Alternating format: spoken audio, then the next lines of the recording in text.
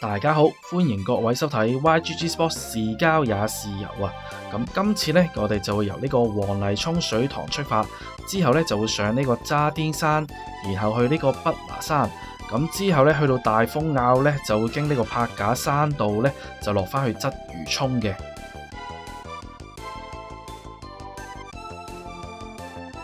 如果你係第一次睇呢個 channel 呢，呢度主要有啪啦啪啦影片、戰隊點評、交友玩樂、遊戲分享。如果你中意我嘅影片呢，就記得訂閱呢個頻道，並且撳鐘仔接收最新嘅影片資訊。多謝大家嘅支持。而家11點21分，咁我哋呢就嚟到呢個黃泥涌水塘公園嘅巴士站。咁我哋呢一落車呢，就見到呢度有個樓梯呢，就上橋嘅。咁我哋呢就首先行上橋先。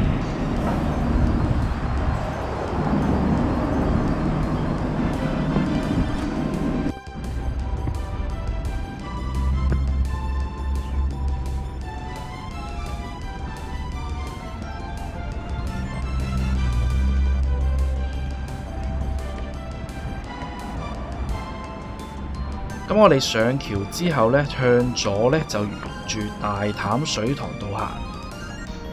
咁啊，行過呢一個黃泥涌水塘公園啦，咁啊入邊呢就有公廁嘅。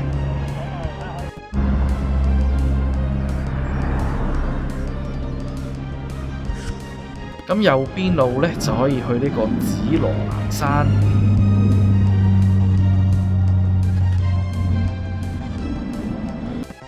好，而家11點50分，咁我哋呢就會嚟到呢個港島徑嘅路牌呢，咁就行入去行呢個港島徑第5段嘅。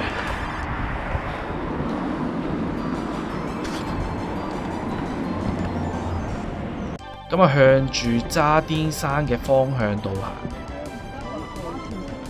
係咯，唔得閒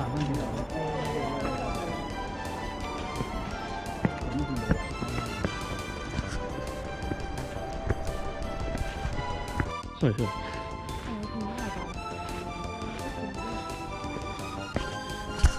時間嚟到11點58分，咁呢一個呢就係奧斯本紀念碑。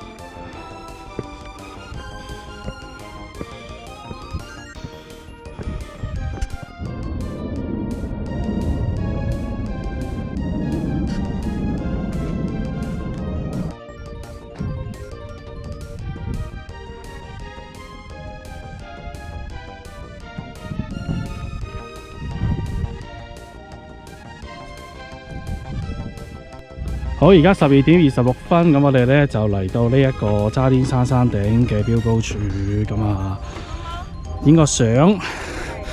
咁啊前面有個觀景台，咁啊不過就小心跌落街。咁啊出邊可以望晒咧呢個港島區同九龍區嘅。咁嚟個全景及先啦。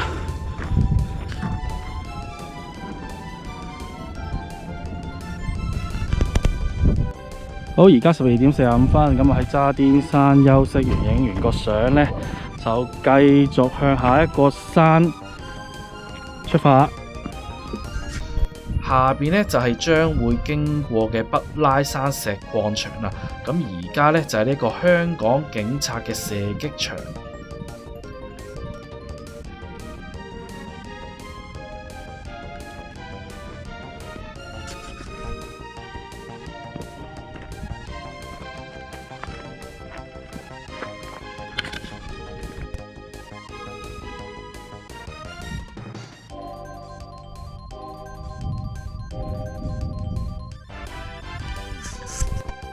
好，時間嚟到1:08，咁我哋嚟到呢個引水道嘅位置啦，咁啊就會見到呢個港島徑嘅標距柱，咁就係呢個 H056啊，咁跟住呢，我哋就會轉右呢，就會上去呢個北拿山。我哋呢就會沿住呢個石礦場側邊嘅樓梯呢，就上去呢個北拿山嘅。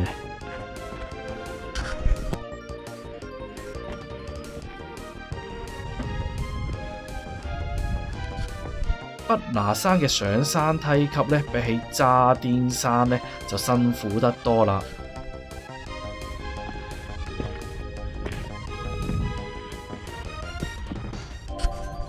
呢度經過一個礦洞啊，不過呢就可能有危險，咁啊自己呢衡量返嘅風險啦。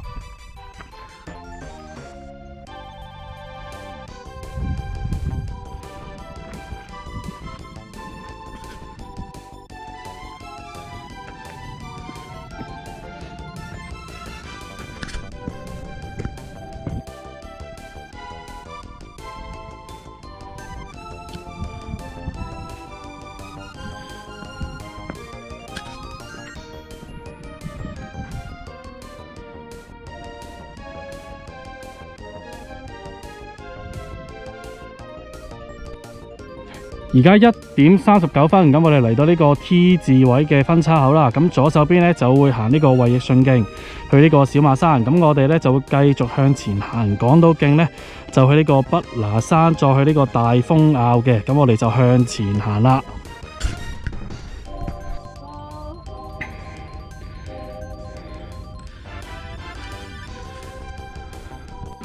好，而家1:52，咁我哋呢就嚟到呢個北拉山嘅標高處，咁啊呢度都可以望到九龍東啦，咁啊另外呢個觀景台都望到大潭水塘嗰邊嘅，咁喺度影下相休息下先。好，而家2:02，我哋喺北拉山呢觀景台影完相小休之後呢，就落山去大風坳啦。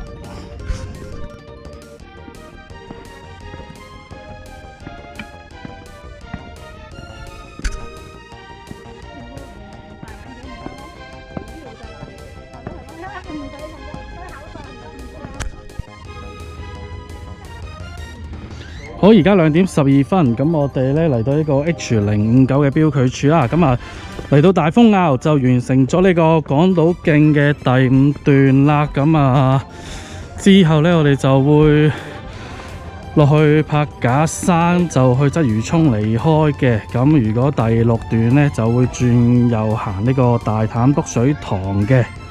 咁我哋呢度休息下，去個廁所先。咁啊前面有個公廁。好，而家2:37，咁我哋咧喺大風坳休息完呢，咁我哋咧就會左轉咧行呢個柏架山道咧，就落返去呢個鰂魚涌嘅。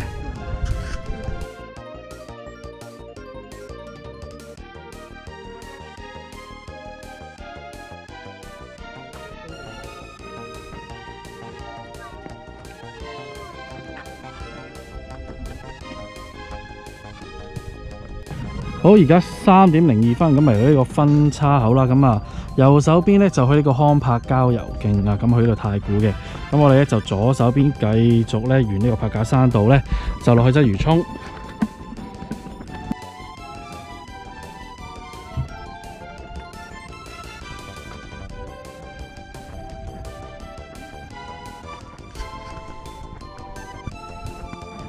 好，時間嚟到3:18啦，咁啊嚟到呢一個咧柏架山咧呢個郊野公園嘅範圍啊，咁啊都好多人咧喺度行完山休息緊啦。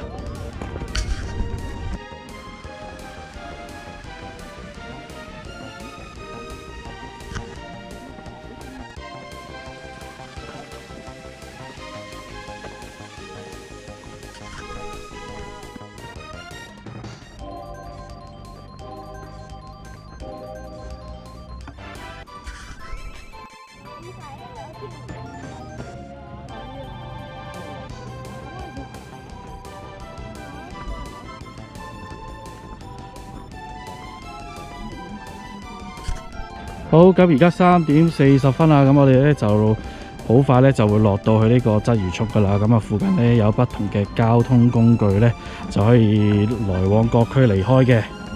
咁今日港島徑第5段呢，就係成個港島徑入邊最難嘅一段。